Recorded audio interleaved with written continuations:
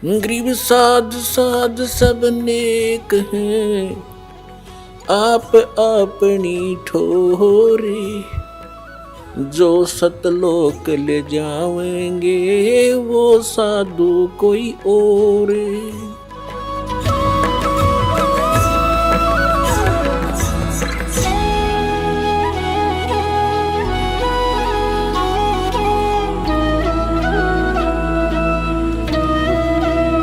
जैसे वो काशी के लोगों ने, उन पंडितों ने ये अफवाह फैला रखी थी कि जो मगर मरता है, मगर गोरखपुर से 25 किलोमीटर की दूरी पर एक कस्बा है, और उस कस्बे का उस समय एक बिजली खान नाम का पठान नवाब था। वो भी कबीर परमेश्वर जी का शिष्य हो गया था।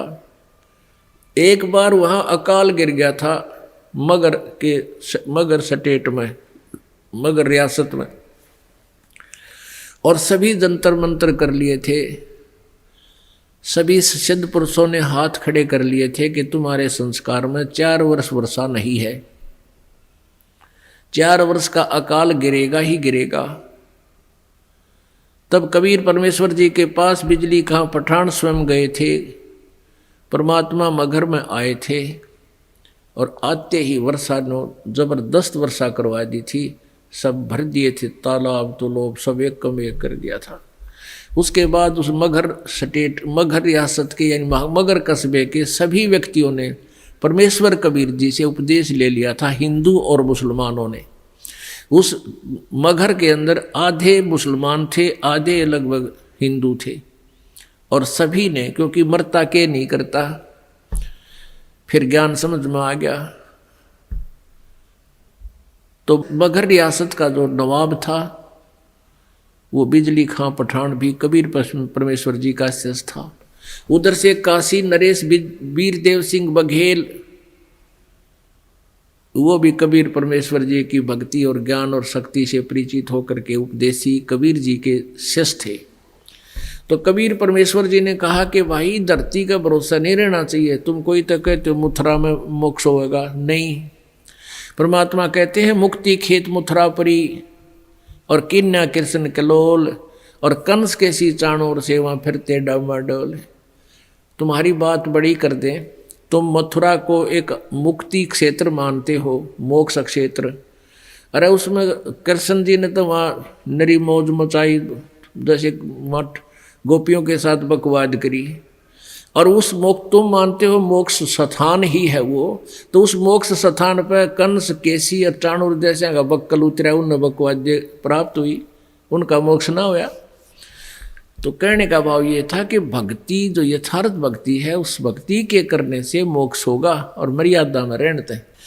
तो कबीर परमेश्वर ने उन ब्राह्मणों से कहा कि तुम मूर्ख बना रहे हो भोली जनता को, मैं मगर में शरीर छोड़ूंगा और मैं स्वर्ग से भी आगे सतलोक में जाऊंगा।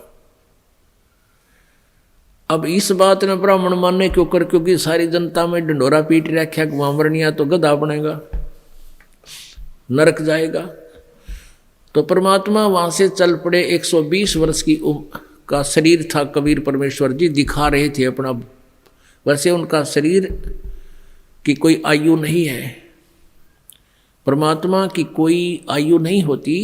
उन्होंने एक लीला में शरीर दिखाया था, एक जनसाधारण की तरह एक जीवन जीकर अपने हाथों से कर्म करके अपना निर्वाह करके दिखाते हैं, एक लीला करते हैं। वो प्रत्येक युग में आते हैं।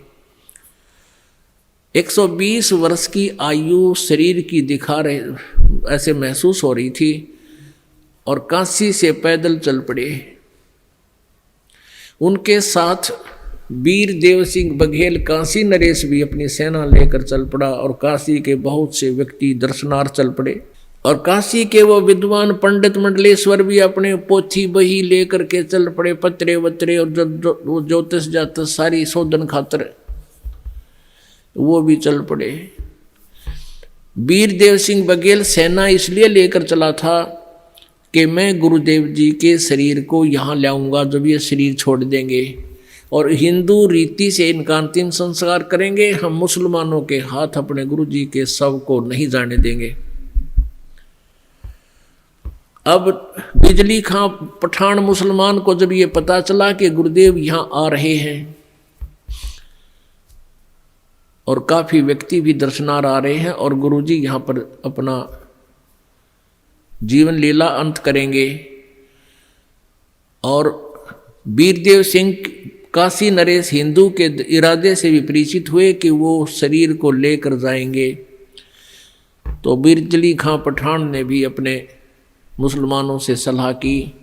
तो मुसलमानों ने कहा कि हम अपने गुरुदेव के, अपने पीर के शरीर को हिंदुओं को नहीं देंगे, हम मुसलमान रीति से अंतिम संस्कार करेंगे, और यदि ये नहीं मानेंगे तो आपस में युद्ध भी करके प्राप्त करेंगे।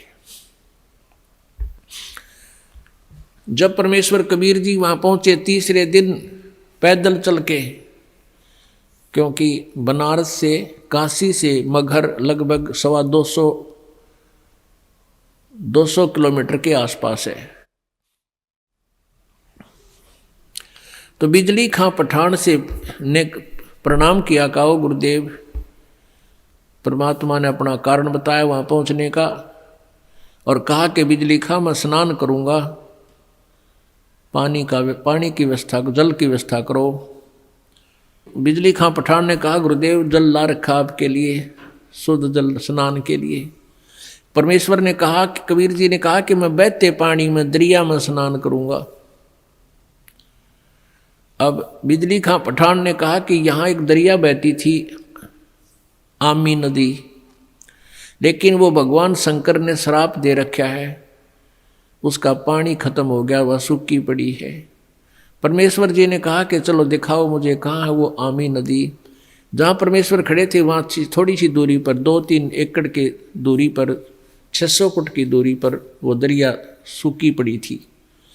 परमात्मा ने वहाँ खड़ा होकर साथ में हजारों की संख्या में दर्शक, और परमेश्वर ने ऐसे किया था हाथ से संकेत, जैसे ये ट्रैफिक का सिपाही करा करे, ऐसे कर दिया। क्या देखते हैं कि थोड़ी सी दूरी पर एक बहुत बड़ा धमाका हुआ और एकदम पानी से भरकर नीचे से पानी इतना जोर से निकला और पूरी दरिया भरकर चल पड़ी। बोलो सतगुरुदेव।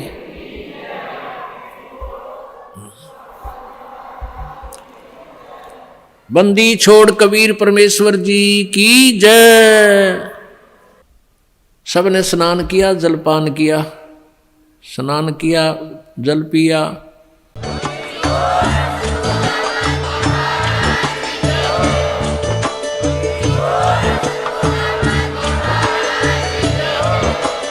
आप सुन रहे थे जगत गुरु तत्वदर्शी संत रामपाल जी महाराज जी के मंगल प्रवचन। अधिक जानकारी के लिए विजिट कीजिए हमारी वेबसाइट www.jagatgururampalji.org। संत रामपाल जी महाराज जी के शुभ आशीर्वाद से पूरे विश्व भर में 500 से भी ज्यादा नाम दीक्षा केंद्र हैं, जिन पर संत रामपाल जी महाराज जी द्वारा ऑनलाइन निशुल्क नाम दीक्षा दी जा रही है। अपने नजदीकी नाम दीक्षा केंद्र का पता करने के लिए संपर्क करें 8222880541।